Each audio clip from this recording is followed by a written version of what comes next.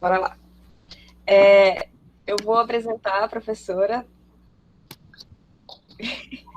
Professora Joyce Kelly. Gente, eu sou muito suspeita para falar que eu gosto muito dela, mas Obrigada. o Lattes vai dizer por si só. Vamos lá. A professora doutora Joyce Kelly é bacharel em Química pela Universidade Federal do Pará e mestrado e doutorado em Química Orgânica, ambos pela Universidade Federal do Pará. Realizou pós-doutorado no Departamento de Química da University of Alabama, em Huntsville. Gastei todo o meu inglês aqui.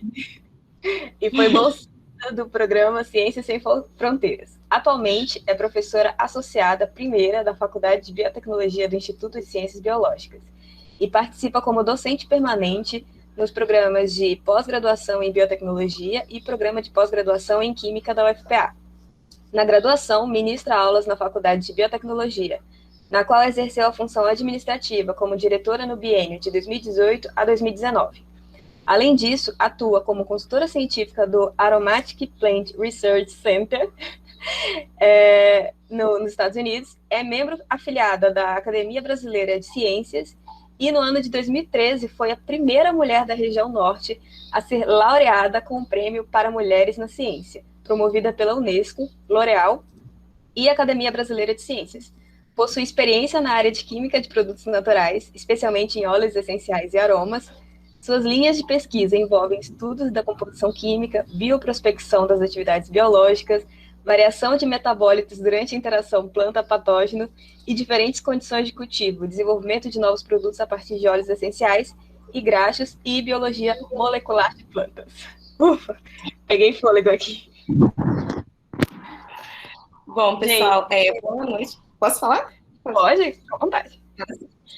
Boa noite a todos, sejam bem-vindos aos Calouros, parabéns pelo evento, parabéns, Júlia, pelo final aí da apresentação que eu assisti também.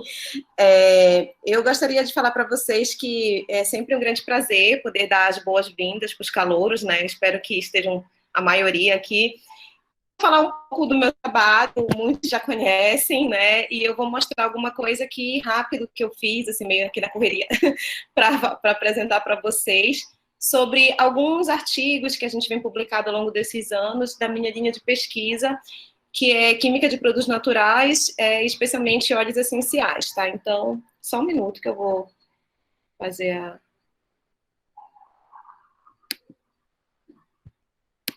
apresentação.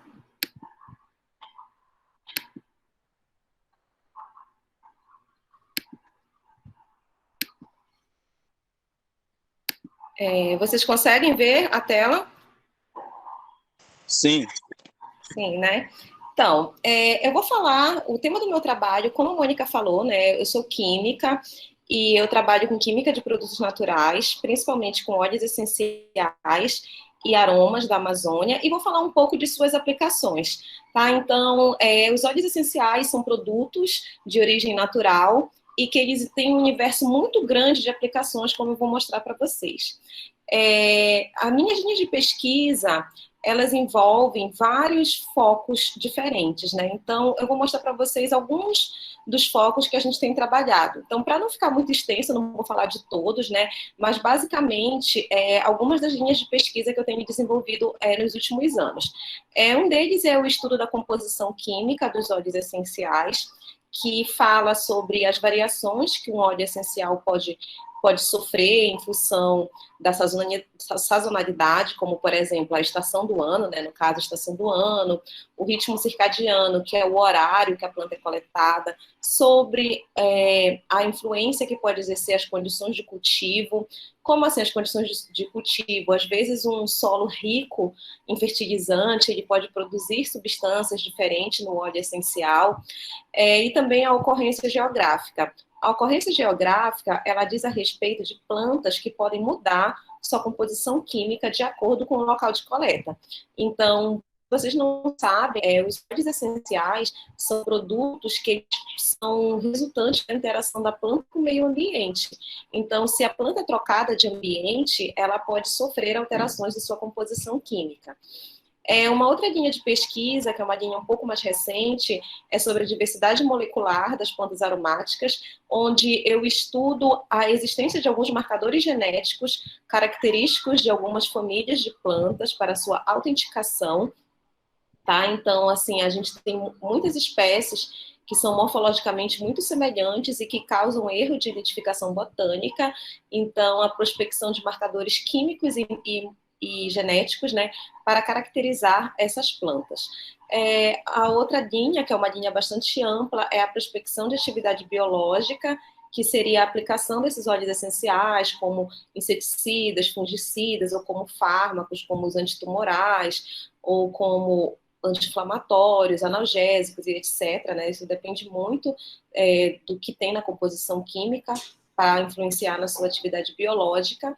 A outra linha de pesquisa é a influência da rizosfera na produção dos metabólitos, que seria se a planta, onde ela é cultivada, se existem outros micro-organismos que fazem parte da rizosfera, que é o complexo, digamos assim, entre o solo e a raiz da planta, e se houver, digamos, patógenos, se houver bactérias, se houver nematóides presentes nessa rizosfera, também vai alterar a composição química, tá? E, por fim, o desenvolvimento de produtos, que já seria pegar esse óleo essencial, colocar numa formulação e ver a atividade dele depois de formulado. Um produto formulado, como, por exemplo, um cosmético, um fungicida para uso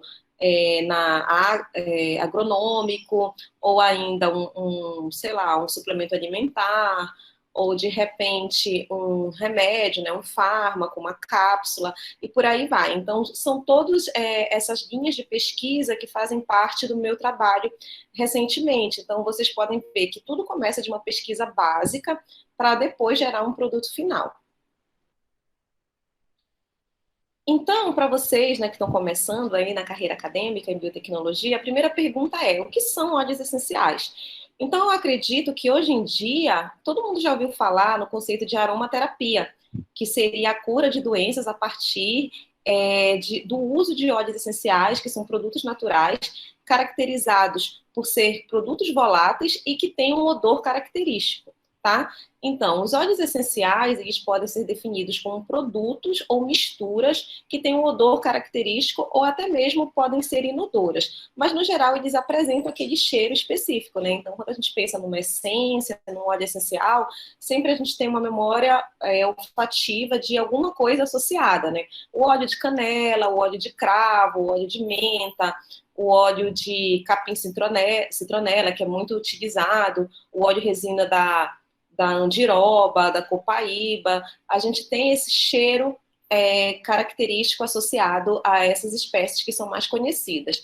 Então, no geral, quimicamente, os óleos essenciais, eles são caracterizados por compostos que são voláteis em condições normais e são responsáveis pelo aroma e por algumas propriedades organolépticas de frutos e também de algumas especiarias. O que seria isso? O cheiro, né, está diretamente associado ao sabor. Então, por exemplo, quando a gente sente o cheiro do óleo essencial de canela, a gente vai remeter ao sabor da canela, do orégano, né? Então, o cheiro característico dessas especiarias que são utilizadas na culinária, eles são em decorrência da composição química do óleo essencial. E, além disso, as classes químicas predominantes nesses produtos são os terpenos e os fenilpropanoides, que vocês não precisam saber agora do que se trata, mas são substâncias de baixo peso molecular e, por isso, elas são voláteis à temperatura ambiente.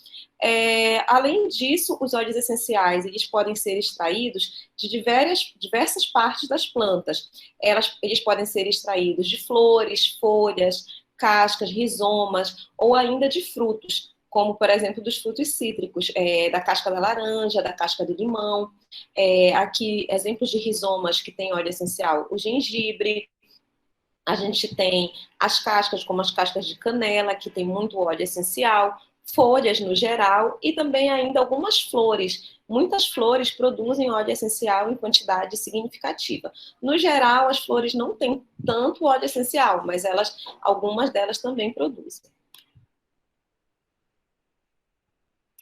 Então, as plantas aromáticas na Amazônia, né, quando a gente fala de plantas aromáticas, para quem não sabe, são aquelas plantas que apresentam um odor característico. Resumindo, plantas cheirosas, né? Então, aqui na nossa região é muito rico a biodiversidade de plantas que são que apresentam essa característica. E muitas delas são aplicadas na nossa culinária, como, por exemplo, a chicória, o coentro, mais a salsa, que compõe o cheiro verde, né? Então, a gente tem muitas dessas plantas que são utilizadas na culinária. Um outro uso das plantas aromáticas aqui na nossa região é como sachê aromatizante, como, por exemplo, o cheiro do Pará, que é uma mistura aqui pulverizada da serragem do patchouli, tá? Que é dessa espécie Pogostemo, tá? Então, pertence a esse gênero aqui botânico, e a gente utiliza como um aromatizante de ambientes, né? E algumas delas também são vendidas como as garrafadas lá no Ver o Peso para fins terapêuticos, né? Então, no geral, as plantas aromáticas elas são utilizadas dessa forma. Na perfumaria, algumas delas estão mais famosas, né? Que foi com o uso pela Natura, pelo Boticário, algumas delas, mas isso é relativamente recente, como, por exemplo, o uso da espécie Priprioca, que é a Cyperus articulatus, eu acho que todo mundo já ouviu falar, no perfume da Priprioca, que é comercializado pela Natura, e que também comercializa o perfume da pataqueira, que é essa espécie aqui, Conobéis coparioides, que também é uma espécie da Amazônia.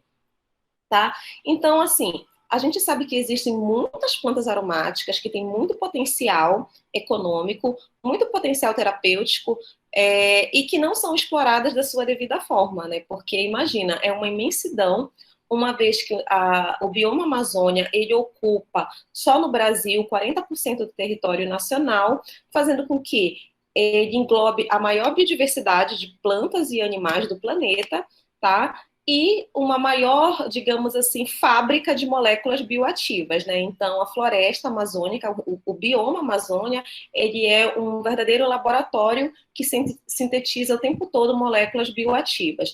Então, como prospectar essas moléculas, né? Então, a gente aqui da Amazônia, a gente tem a obrigação de prospectar novos produtos, né? A partir do uso racional da nossa biodiversidade, que ela é muito vasta e que ela pode trazer muita riqueza para a nossa região. Então, eu vou falar um pouco aqui do estudo do grupo de pesquisa das plantas aromáticas. Então, a gente faz a bioprospecção a partir do inventário de plantas que são coletados nos diferentes estados da Amazônia. Então, para quem não sabe, a região amazônica, né, que caracteriza o bioma Amazônia, ela engloba cerca de 9 estados brasileiros, tá? Sendo que o predomínio maior aqui é na área da região norte, né? Então, pega um pouco do Maranhão, pega um pouco também do Mato Grosso. Tá? Mas, no geral, os estados da região norte que compõem a região amazônica, com exceção também do Tocantins, que já é mais para o Cerrado. Então, ele pega parte pequena do Tocantins. Tá? Então, ao longo desses anos, a gente coleta plantas aromáticas nessas regiões, e aqui eu mostro para vocês uma figura de alguns locais que a gente já realizou coleta de espécies botânicas aromáticas, como, por exemplo, aqui a Serra do Jalapão, no Tocantins, a Serra de Carajás, que fica no município de Parauapebas, aqui no Pará, a Chapada das Mesas, aqui, Carolina, no Maranhão, né? A Floresta Nacional de Cachoanã, que fica no Marajó, no município de Melgaço, e também a Serra das Andorinhas, que fica no município de São Geraldo do Araguaia, que fica no sul do Pará, fica próximo à cidade de Marabá.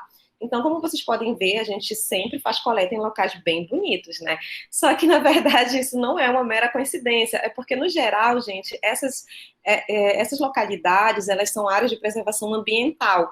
Então, a gente, digamos assim, a gente curte explorar esses locais porque eles estão todos delimitados, eles têm vigilância também, porque é muito perigoso você entrar na mata dentro, né, sem fiscalização, e também a gente recebe autorização do ICMBio, tá, para poder fazer a coleta. Então, nós somos todos autorizados. Então, não pensem que a gente entra e faz uma coleta aleatória de plantas sem que a gente tenha essa autorização. Então, a gente sempre tem autorização do material para o transporte, para a coleta e para a gente poder utilizar para fins de pesquisa, tá?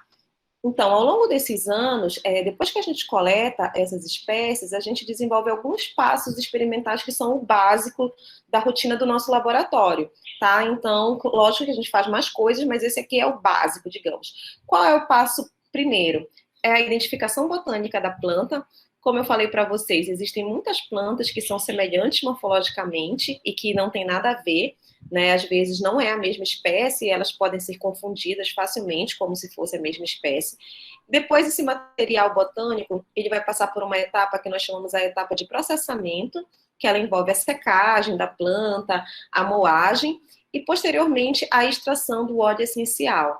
Essa extração do óleo essencial, ela pode ser feita de diferentes métodos. Eu não vou falar aqui para vocês, né, sobre os métodos, mas é só para ilustrar que depende muito do que a gente quer e como quer do óleo essencial, a gente vai escolher um método diferente.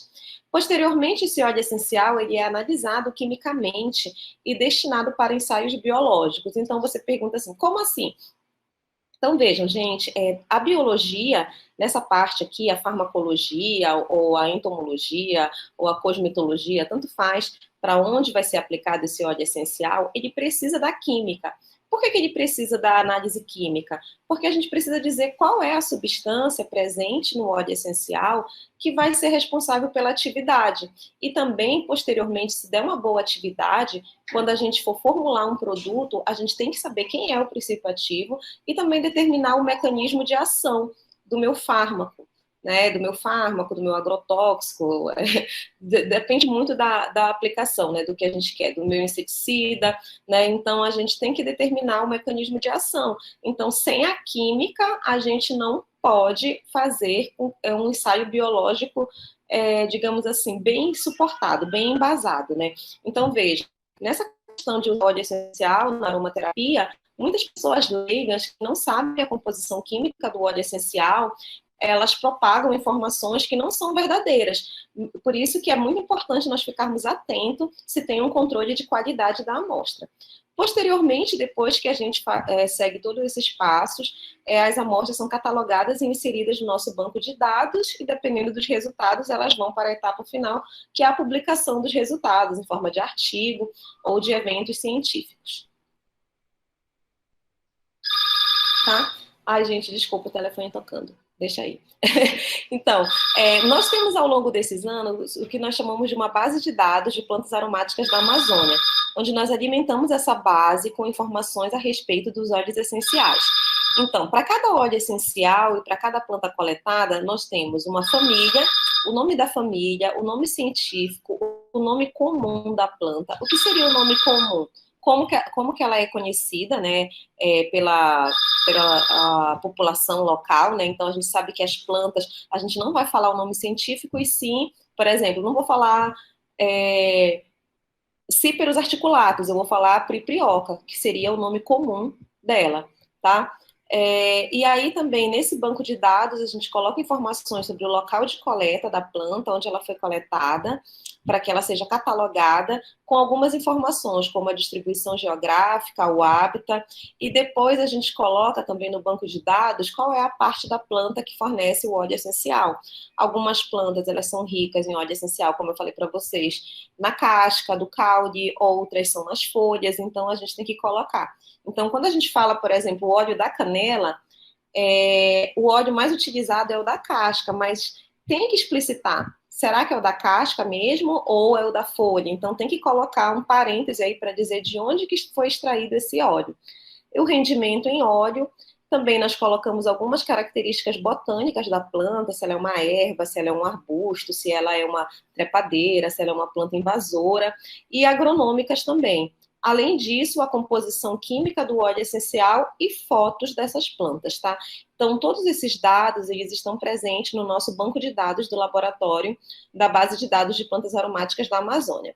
Então, ao longo desses anos, cerca de 40 anos, que iniciou esse trabalho com meu ex-orientador, o professor Maia, foram catalogadas as famílias que têm maior ocorrência na Amazônia.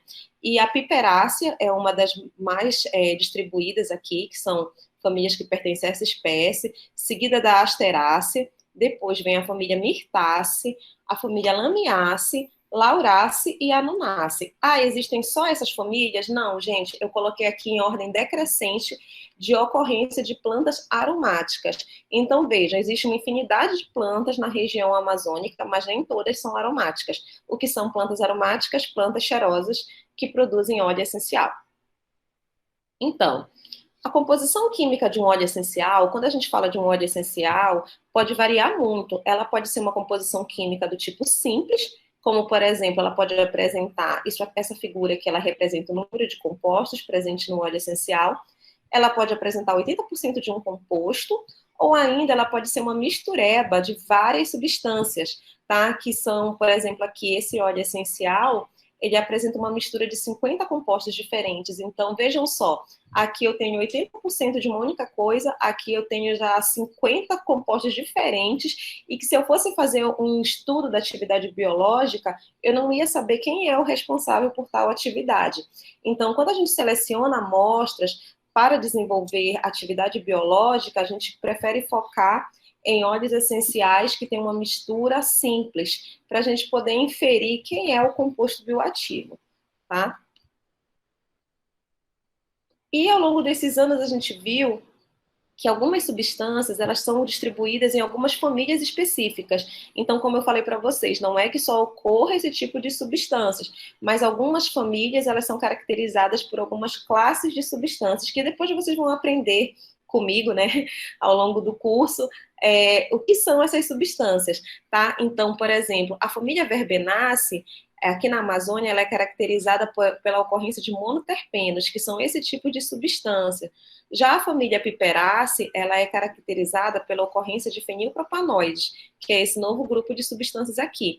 Já as mirtáceas, elas são caracterizadas como sesquiterpenos, a composição química, tá? Então, o que são essas famílias, gente? Então, para vocês que não conhecem essas famílias, como, por exemplo, Verbenaceae, a gente tem a erva cidreira. Acho que todo mundo conhece a erva cidreira, a Dipia alba. Ela é uma verbenácea. Já a mirtácea é a família da pitanga, a família da goiaba, a família do araçá. Então, esses frutos comestíveis, eles são também uma mirtácea. Tá? Então, existem vários frutos comestíveis que pertencem a essa família. Já a piperácea, ela não é muito famosinha, não, assim, do ponto de vista, porque ela não dá flor, ela não tem um cheiro muito agradável, não tem frutos comestíveis, mas, por exemplo, é a família da pimenta do reino e que todo mundo conhece, embora a pimenta do reino não seja nativa da Amazônia. Então, vamos lá. Então, eu vou mostrar agora para vocês alguns dos trabalhos envolvendo a composição química de óleos essenciais de espécies aromáticas da Amazônia. Então, esse trabalho aqui é daquela primeira linha de pesquisa que eu falei para vocês, que estuda a variabilidade química de um óleo essencial em função do seu local de coleta. Esse trabalho ele foi desenvolvido pelo Pablo, que foi meu aluno de doutorado, e o Renan, que era seu aluno de iniciação científica, tá? E o que foi que eles estudaram? Eles coletaram várias amostras de araçá, tá? Então, acho que todo mundo conhece. O araçá é o Pisidia guianense, que parece uma goiaba, né? Uma goiaba amarela. E extraíram o óleo essencial das folhas. Só que, o que eles observaram? Que esses óleos essenciais, eles tinham características diferentes, eles tinham cheiro diferente e até mesmo uma coloração diferente, embora pertencesse à mesma fruta. E aí foi feita uma análise estatística multivariada, que é essa análise aqui, que ela classificou esses óleos essenciais de acordo com a sua semelhança química. Então, vejam só, das 12 amostras coletadas, essas aqui pertencem ao grupo vermelho, que foi caracterizada pela presença dessas substâncias limoneno e alfa-pineno. Esse outro grupo aqui, ele foi caracterizado pelo bisaboleno e o ep-beta-bisabolol. E já uma única amostra, ela teve beta-cariofileno e óxido de cariofileno. Ou seja, das 12 amostras, 3 tipos químicos foram reportados, 3 tipos químicos diferentes. Então, o que isso quer dizer, gente? Então, quando eu compro um óleo essencial, comercial, e de repente eu espero que ele tenha atividade anti-inflamatória. Se ele não for feito o controle de qualidade da composição química, essa atividade ela pode ser nula. Tá? Então, vejam só, aqui eram óleos essenciais do araçá. Todas elas eram araçá, no entanto, a composição química era totalmente diferente. Esse outro trabalho aqui, ele já é um trabalho que ele fala sobre a diversidade molecular de algumas espécies da família Laurácea. Tá? Então, do que se trata esse trabalho, viu, gente? Eu vou falar rapidamente, né, por causa do tempo, mas a família Laurácea, elas são espécies que, quem pertence à família Laurácea? A canela, o louro, o abacate, tá? Então, todas essas espécies, elas pertencem a essa família. E qual é o problema delas? Elas têm uma morfologia muito semelhante, causando muitos erros de identificação botânica. Então, é muito comum, por exemplo, aqui na Amazônia, a espécie de louro que a gente coloca na feijoada lá, ela é muito confundida. Então, no geral, é utilizado várias espécies vegetais que são chamadas de louro, mas não quer dizer que elas pertencem à mesma espécie. Então, o objetivo desse trabalho aqui é desenvolver um código de barra genético, que seria uma sequência curta de DNA capaz de diferenciar uma espécie da outra. Então, a técnica aplicada é chamada de DNA barcode, que significa um código de barras de DNA. E aí a gente pega uma sequência pequenininha do DNA e tenta achar uma região de diferenciação. Então, é mais ou menos assim, a gente tem o DNA da planta, que é enorme, e aí, então, a gente vai amplificar uma pequena região do DNA e tentar ver qual das regiões que a gente consegue encontrar uma região de diferenciação. E nesse caso aqui, no nosso trabalho, a gente associou essa região de diferenciação com a composição química e mostrou que deu uma boa correlação entre a composição química e a análise filogenética do DNA, utilizando esse gene aqui, que é o gene MATK da planta. Aí, na mesma linhagem, aqui, esse é o trabalho da minha aluna de doutorado, da Júlia, que também continua utilizando as lauráceas, a gente teve a classificação aqui de dois grupos principais para espécies de aniba. Então, vejam só, as anibas, elas são espécies de laurácea e elas têm um cheiro muito agradável, elas também são muito semelhantes botanicamente. Então, nós conseguimos classificar essas amostras em dois grupos principais. O grupo dos benzenoides, que tinha essa espécie aqui, Aniba canedila, e o grupo dos terpenoides, que englobou essas três espécies. Curiosamente, essas três espécies, elas são confundidas botanicamente. Elas têm uma semelhança botânica muito, muito próxima. E elas são ricas em terpenoides. Então, vejam só, aqui a gente fez a análise multivariada da composição química dela e a gente achou esses dois clados principais, que seria o clado verde e o clado marrom, igual como está aqui nessa figura, tá? E aí também na análise genética, as mesmas amostras que estão aqui no verde se agruparam aqui, formando esse clado verde, e aqui também, quimicamente, essa espécie que está em marrom, que é a Aniba canedila, ela se mostrou diferenciada. Então, o que isso quer dizer, gente? A gente achou uma região de diferenciação do DNA dessas espécies, que foi o DNA barcode, e achou uma correlação muito grande entre a genética, a química e a botânica da planta. Tá? Então, essa técnica ela serve principalmente para autenticação de plantas aromáticas, principalmente aquelas que têm valor comercial. Tá? Então, essa é mais uma das aplicações dos óleos essenciais como marcadores químicos de espécies.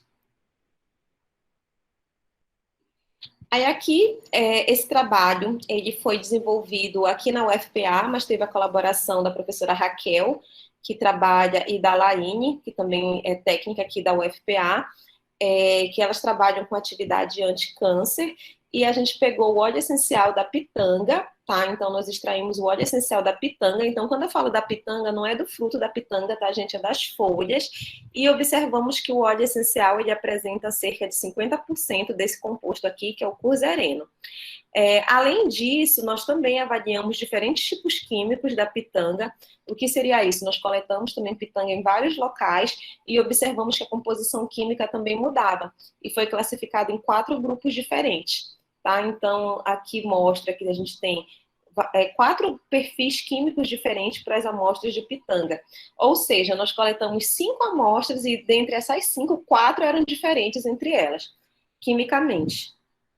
Então, nós fizemos aqui a análise in vitro contra as células tumorais, testamos contra a célula tumoral do câncer de colo de útero, do câncer gástrico e também do melanoma. Então, vejam só, gente, como as amostras, elas são quimicamente diferentes, elas tendem a dar respostas biológicas diferentes também, né? Então, o que foi que nós observamos? Que das amostras testadas, as que deram melhor atividade foi a amostra 4 e a amostra 2. Tá? Então, por que que elas deram melhor atividade? Porque a composição química delas não é igual a 1 e a 3 e a 5, tá? Então, por isso que a atividade também é diferenciada. O composto majoritário também do óleo essencial, ele foi testado e apresentou uma potente atividade antitumoral contra o melanoma, contra o câncer gástrico, contra o câncer do colo de útero e também aqui nos fibroblastos humanos. Tá? São células normais, não cancerígenas. O ideal é que não apresente toxicidade nas células normais. Então, a gente fez um ensaio da morte celular e a gente observou que esse óleo essencial e o composto majoritário, na verdade o cuzereno, ele matou as plantas pelo mecanismo de apoptose, que isso é bom, tá? Então, que seria a morte celular programada, e ele é um bom antitumoral quando ele é comparado ao padrão quimioterápico, que é a doxorubicina. Então, a gente observou que realmente ele é promissor, né, como um quimioterápico de origem natural, essa substância que eu mostrei para vocês aqui, o Cuzereno. Então, continuando esse trabalho, como ele deu um resultado muito bom, nós fizemos a análise sazonal desse óleo essencial para ver se o teor de cuzereno ele continuava o mesmo ao longo do ano, né? Então, por quê, gente? Por que isso é importante? Como eu falei para vocês, os óleos essenciais, eles tendem a mudar a composição química de acordo com o clima, a altitude, o local de coleta. Então, é muito importante para o controle de qualidade de um óleo essencial que ele seja variado também do ponto de vista sazonal. Então, nós coletamos aqui várias amostras ao longo de um ano, no período seco, tá? Que é aqui simbolizado por vermelho, que seria esse período do ano maravilhoso que a gente está vivendo, né? Super quente. No período chuvoso, que é aquele período que chove o dia inteiro, tá? E é óbvio que se chove o dia inteiro, ou se está muito calor, a planta vai sofrer estresses, que a gente chama estresse abiótico, e ela vai produzir substâncias para que ela consiga se adaptar melhor ao meio ambiente. E aqui o que a gente chama como mês de transição. Então, vejam só, gente, esse período seco, esse período chuvoso, aqui na região amazônica, ele tende a ser o mesmo, mas ele nem sempre é. Às vezes a gente se pega pensando assim, ano passado não choveu tanto até maio, né? Às vezes a gente fala isso. Então, ano passado essa época estava mais quente, porque realmente ele vai oscilando esse período seco e chuvoso. Lógico que a gente sabe que o primeiro semestre é mais chuva e o segundo semestre não. Mas a gente tem que coletar os dados da estação meteorológica para poder definir quem são o período seco e quem são o período chuvoso. No ano que a gente realizou esse estudo, o mês de transição entre o período seco e o período chuvoso foi considerado o mês de maio, tá? Então, como vocês podem observar, as amostras aqui em azul, elas se dividiram mais, né? Elas se destacaram mais de acordo com a composição química das amostras que estão aqui em vermelho. Aí tem duas aqui que são os pontos fora da curva, né? Uma aqui que está aqui de gaiata. E aí, nesse caso aqui, a gente tem as amostras do período seco, tudo aqui. O que isso significa, gente? Que esse óleo essencial do período seco, ele tem características muito semelhantes. Ele variou na composição química dele em relação às espécies que foram coletadas no período chuvoso. E isso é muito comum de acontecer. Uma outra coisa que, olhem essa barra aqui, tá? Essa barra cinza, né? Ela representa o rendimento do óleo essencial. Então, vejam como a planta oscila a produção de óleo essencial.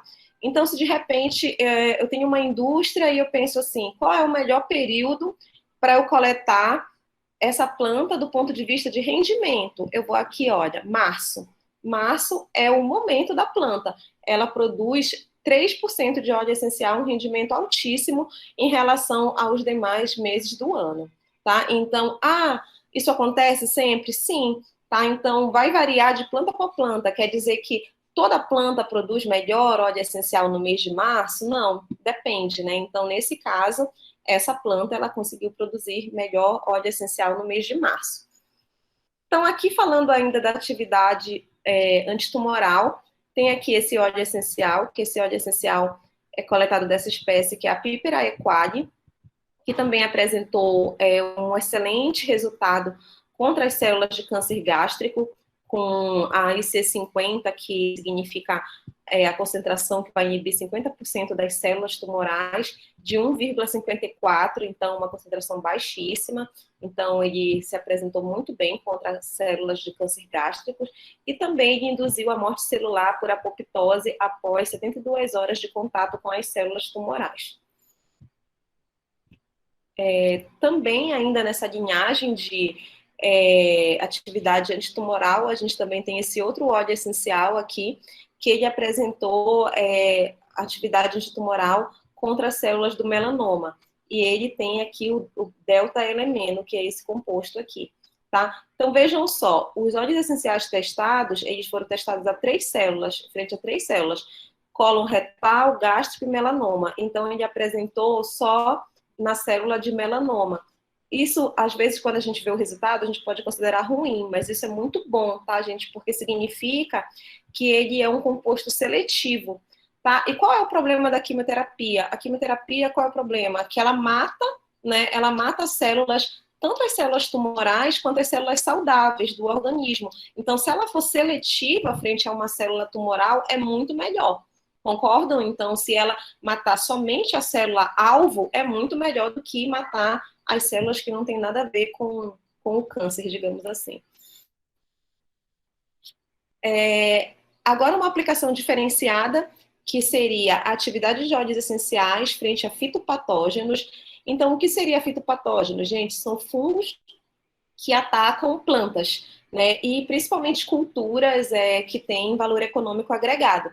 Então, nós testamos aqui o óleo essencial da canela. Então, nós tínhamos 2 óleos de canela com perfis diferentes, o perfil eugenol e o perfil benzilbenzoato, tá? Nesse caso aqui, a gente testou frente a esse fungo, que é o Coletótrico musa, que é o fungo que causa antracnose na banana, que é um fungo pós-colheita, que é aquele que quando a gente tira a banana do pé, ela começa a ficar preta, tá? Por causa desse fungo. E aí nós testamos a atividade biológica desse óleo essencial frente a esse fungo. Foi o trabalho dessa aluna aqui, que foi a Ana Patrícia.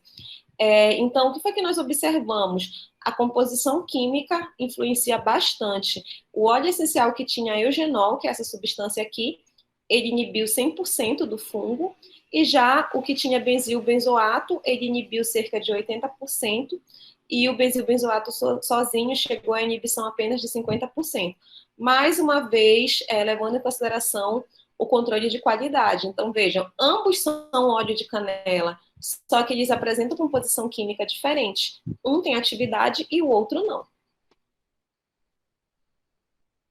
Esse outro trabalho aqui, ele também fala de atividade frente a fitopatógenos, que na verdade nós pegamos o óleo essencial de píper de varicato, que é uma espécie de piperácea, rico em eugenol e metileugenol. Nós incorporamos no meio de cultura, onde o fungo crescia nessa placa, e a gente observou que o óleo essencial, ele inibiu 100% do crescimento micelial do fungo. Então, vejam só, gente, aqui é um meio de cultura, aqui foi colocado o óleo essencial, e nós observamos que não tem crescimento do fungo, simplesmente pela presença do óleo essencial. Então, nós mostramos aqui que esse óleo, ele foi capaz de inibir o fungo que causa fusariose na pimenta do reino. Então, a fusariose ela é uma doença que destrói as culturas de pimenta do reino aqui no estado do Pará e na região amazônica como um todo, e causa prejuízos econômicos muito grandes para a produção de pimenta do reino. Mas esse óleo essencial ele foi capaz de inibir o crescimento desse fungo. Devido a isso, nós pensamos a seguinte hipótese de que se o óleo essencial ele inibe o crescimento desse fungo, a planta que produz esse óleo essencial, ela também pode servir como uma espécie resistente a essa doença. Então, o que nós fizemos? Nós infectamos a planta que produz o óleo essencial e comparamos com a pimenta do reino infectada com o fungo e observamos que ela não apresentou nenhum sintoma. Como assim, gente? Olha, aqui é a nossa planta aleatória, no caso, a nossa planta Piper de varicato, e aqui é a pimenta do reino. Então, observe, Piper de varicato, pimenta do reino. Aqui é a pimenta do reino. PN é a pimenta do reino. A pimenta do reino, quando infectada com o fungo, ela mostra vários sintomas a partir do 21º dia. Veja que a folha aqui vai ficando amarela. Já a Piper de varicato, ela não demonstrou nenhum sintoma. Então, o que isso quer dizer? Que a planta que produz aquele óleo essencial, que tem atividade antifúngica, ela também é resistente ao patógeno. E foi aí, então, que a gente desenvolveu, no trabalho de doutorado da Iris Leias, foi minha aluna, a técnica de enxertia. Eu não sei se vocês já ouviram falar o que é enxertia, é você, tipo, emendar um pedaço de uma planta com outra para promover resistência à doença. Isso é muito utilizado, é uma estratégia agronômica muito utilizada, principalmente na cultura de frutos cítricos. Então, o que é que eu faço? Eu pego um pedaço, no caso, uma parte da planta, que é chamado porta-enxerto, que é resistente a uma doença, e coloco o enxerto. Então, o que foi que nós fizemos? Nós pegamos um pedaço da Piper de varicato e colocamos aqui o pedaço da Piper nigro. E é importante que haja uma compatibilidade de tecidos. Então, as plantas cicatrizam e formam um único organismo. Tá, gente? Então, isso é muito bonitinho, essa técnica aqui. E depois, as plantas ficaram perfeitas, saudáveis. Elas foram infectadas, elas não apresentaram sintomas e desenvolveram até frutos e estão vivas até hoje. Elas já têm uns 4 anos e estão lá na Embrapa, lindas e maravilhosas, produzindo frutas e tudo mais. Esse trabalho aqui ele resultou num depósito de patente, que é o uso dessa planta como porta-enxerto para salvar, digamos assim, a pimenta do reino dessa doença. Esse outro trabalho aqui, ele fala da importância nos óleos essenciais, também no sistema de defesa da planta, e a gente estudou 2 variedades de pimenta do reino. Então, eu não sei se vocês sabem, a pimenta do reino, ela tem vários tipos, não é uma espécie só. A gente chama de cultivares, que são como se fossem as linhagens, né, de plantas, digamos assim, que fossem as cepas das plantas, mas na verdade são cultivares, o nome certo, tá? Então, nesse caso aqui, a gente estudou uma variedade que é a Bragantina e a outra variedade que é a Singapura. E nós fizemos de novo aquele experimento de infecção. Então, no experimento de infecção, a Bragantina, a partir do 21º dia, ela foi até o 45º dia e sofreu necrose da planta. Então, veja que a planta morreu todinha, né? Ela foi infectada pelo fungo e ela não resistiu. E já a Singapura continuou aqui, vivíssima da Silva, não apresentou nenhum sintoma ao longo do nosso experimento. E aí, qual foi a hipótese que nós levantamos? Quais são as substâncias que essa planta produz para que torne ela resistente? E aí nós avaliamos o que a planta produzia no seu óleo essencial para se defender. Tá? Então, quando a planta é atacada por um fungo, por um inseto ou por um herbívoro no geral, ela tende a produzir compostos que vão defender a esse ataque.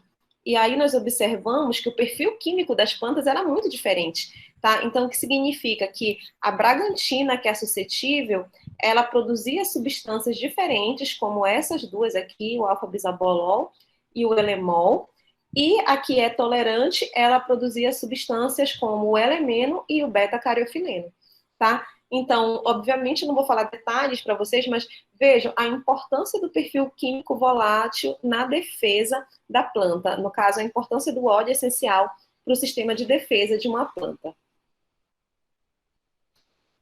Uma outra aplicação também dos nossos trabalhos é na área de alimentos. Aqui nós tínhamos uma espécie que é chamada Diporiganoides. Aqui nesses 2 artigos ela está com um nome diferente, porque ela tinha vários nomes, então causou uma confusão botânica. E a Diporiganoides, ela tem tipos químicos, que é tipo químico rico em timol, e o cineol. Então, para quem não sabe, um 8-cineol é o cheiro do eucalipto, tá? Que é conhecido como eucaliptol, e o timol é o cheiro do orégano. tá? Então, nesse caso aqui, o que foi que nós fizemos? Nós vimos que tem atividade antioxidante e nós utilizamos como um alimento, né? Então, para ver se tinha aceitação de ser substituído em relação ao orégano. Então, nós fizemos uma análise sensorial com cerca de 30 voluntários, que eles provaram torradas com ervas, que tinha essa espécie rica em timol, e mini pizzas, que tinha essa espécie rica em carvacrol, para ver se tinha uma aceitação. Então, foi um teste um teste às cegas, onde a gente não dizia quem era o orégano e quem era a espécie X que a gente estava avaliando. Então, nós observamos que o grau de aceitação da espécie foi equivalente ao orégano. Aqui, vejam, 78% contra 77%, foi o mesmo. Então, ninguém soube diferenciar quem era o orégano e quem era a planta desconhecida, né? A dípia que a gente estava utilizando. E aqui, no caso das mini pizzas, foi um pouquinho menor. A aceitação do orégano foi 86% contra 78% da nossa espécie. Então, vejam, o que isso quer dizer? Que essa espécie, ela pode ser utilizada como substituto ao orégano plenamente, e ela está sendo, digamos, subutilizada aqui na nossa região. Porque além dela ter atividade antioxidante, ela também tem atividade antimicrobiana, fazendo com que aumente o tempo de conservação do alimento. Quando estiver temperado, por exemplo, eu quero acrescentar uma carne, acrescentar uma carne bovina, numa carne de frango, a gente vê que ela aumenta a estabilidade também dos alimentos. Por fim, eu vou falar de um estudo de caso aqui, que também é o do mesmo óleo essencial.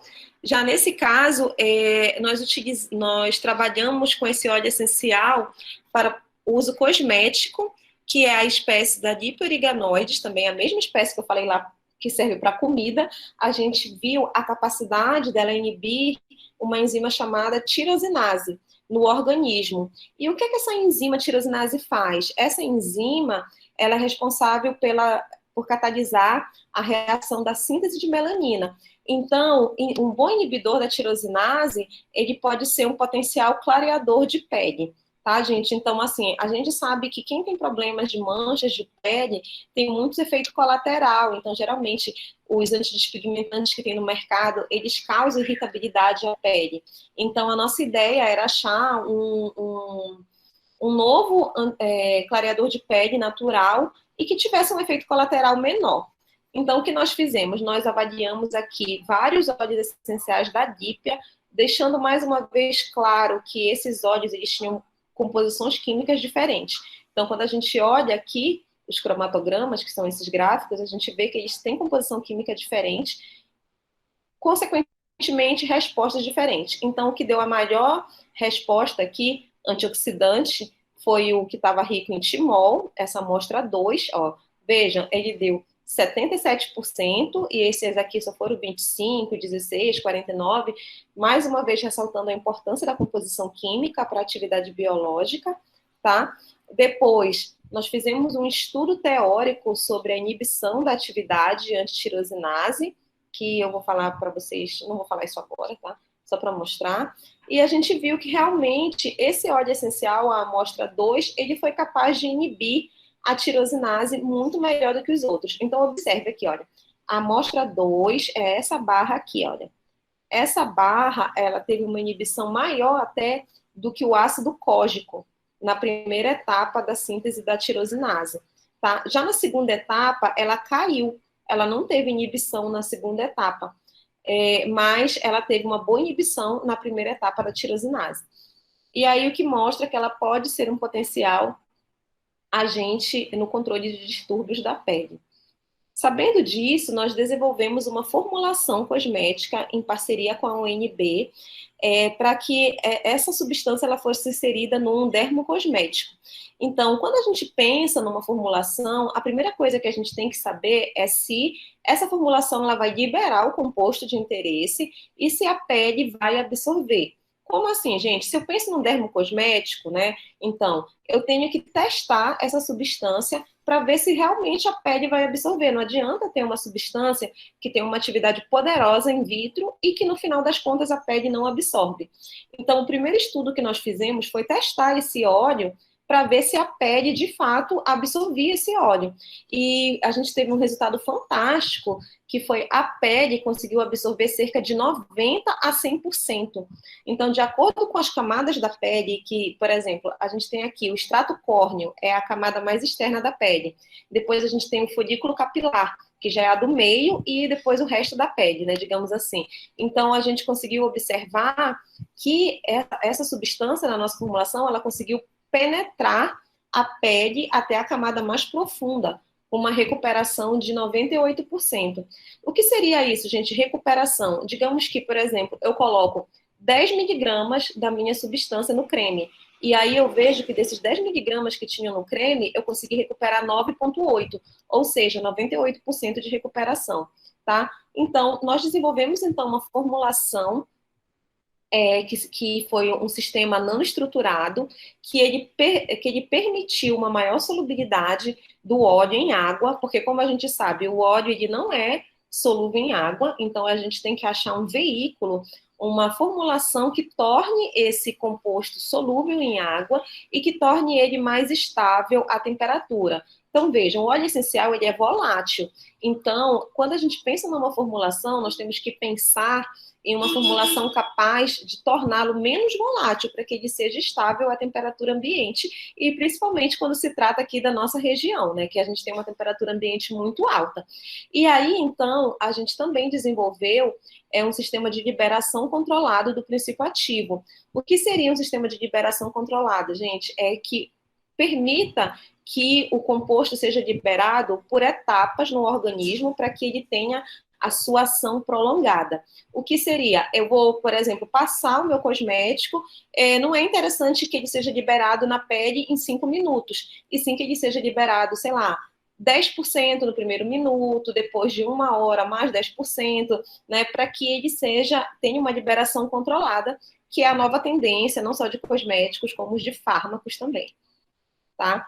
Então, a partir disso, nós desenvolvemos essa formulação, e nós conseguimos uma formulação ideal, estável, e nós publicamos 2 artigos, além daquele que eu mostrei para vocês, ou seja, 3 artigos referentes a essa formulação, comprovando, né, que o óleo ele é estável se ele for utilizado com os ingredientes corretos na formulação. Então, nós achamos aqui quem seria os melhores componentes para essa formulação, que promoveram estabilidade e também uma liberação controlada e resistência a altas temperaturas para o óleo essencial. E também nós depositamos uma patente, né, que falava sobre essa nova composição farmacêutica em sistema nanoestruturado, para que fosse utilizados no tratamento e prevenção de distúrbios de pele, tá? Então, eu não falei muitos detalhes técnicos do trabalho, porque como vocês são calouros, né, então eu espero que a gente possa conversar sobre coisas mais técnicas ao longo do curso de vocês. Para finalizar, né, aqui eu mostro para vocês quem são as pessoas aqui na nossa, digamos, região que estão à frente, né, dos estudos de plantas aromáticas da Amazônia. Então, quem foi o idealizador da base de dados foi meu ex-orientador, que é o professor Maia. Ele é professor aposentado da UFPA e atualmente ele é pesquisador sênior da Federal do Maranhão, então ele passou o bastão para a gente, né? Em seguida, tem a colaboração essencial da doutora Heloísa, que ela é pesquisadora do Museu Paraense Emílio Guild. Então, como vocês podem ver, a área de produtos naturais, ela está intimamente ligada à botânica, tá? Então, a gente precisa de uma collab, assim, muito efetiva com o museu Emílio Guild, né, onde tem os botânicos que identificam as nossas espécies. Aqui sou eu, tá?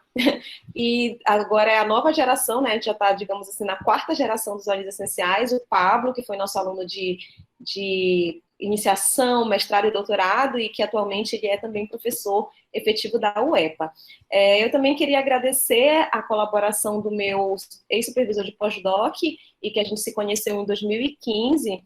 Eu fui fazer pós-doutorado com ele, eu só mandei um e-mail e disse que eu lia os artigos dele, que eu era meio fã dele, e ele me aceitou no laboratório sem nem me conhecer, e hoje em dia ele é como se fosse um pai para mim, e a gente se fala sempre e está produzindo artigos ao longo desses 5 anos, tá? E também a APRC, né, que é o centro de pesquisa onde eu atuo como consultora, e a vocês mais uma vez pelo convite. Obrigada. Muito obrigada, professora. Vamos ver. Tivemos perguntas? Não, estava todo mundo tão vidrado, olha. Claro. Vamos ver se alguém manda agora. Gente. Nossa, 41 pessoas na sala, gente. Obrigada aí pela audiência. Muito boa apresentação, de fato. Natália tá só elogios hoje, professora.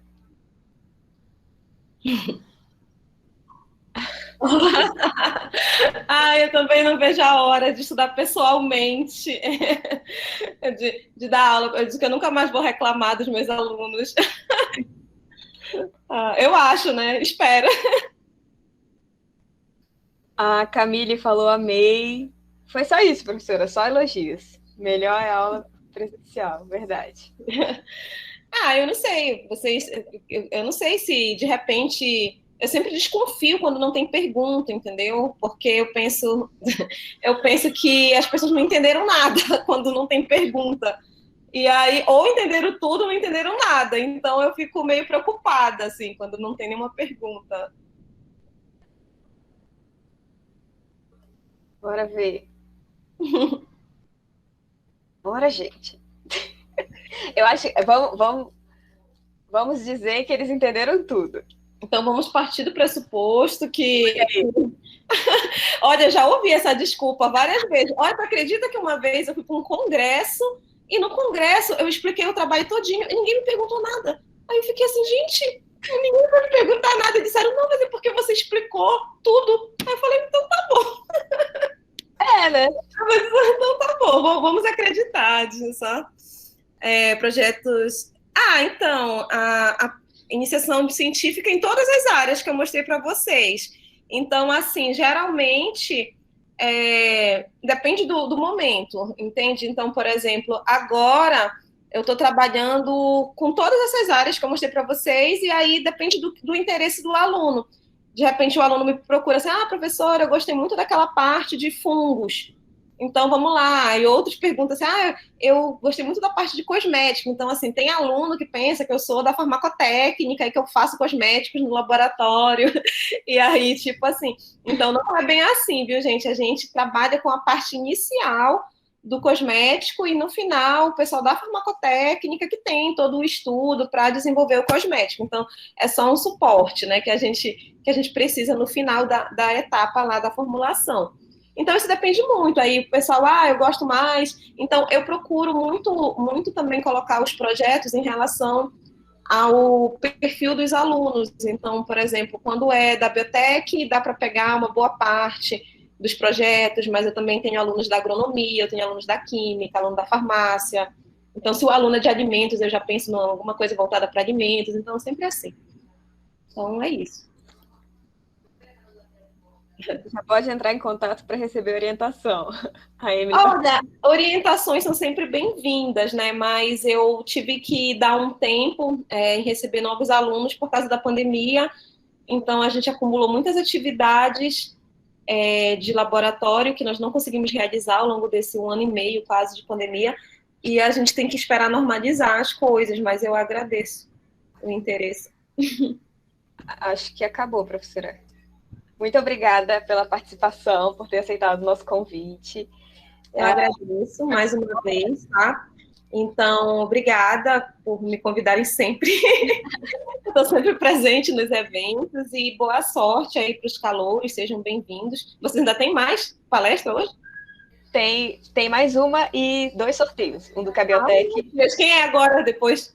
É a Lilian Marques, da Lilian. Sim, eu conheço. Então, tudo bem, gente. Então, é isso. Se vocês tiverem alguma curiosidade, pode entrar em contato, né? Então, é isso. Até logo. Até mais. Gente, a gente vai dar continuidade aqui. Acho que 5 minutos de novo, né? É suficiente. E vou apresentar a Lilian Marques, da Liga Acadêmica, Labial Pro. Pode ser? Acho que pode, né? Sim, sim. 5 minutos.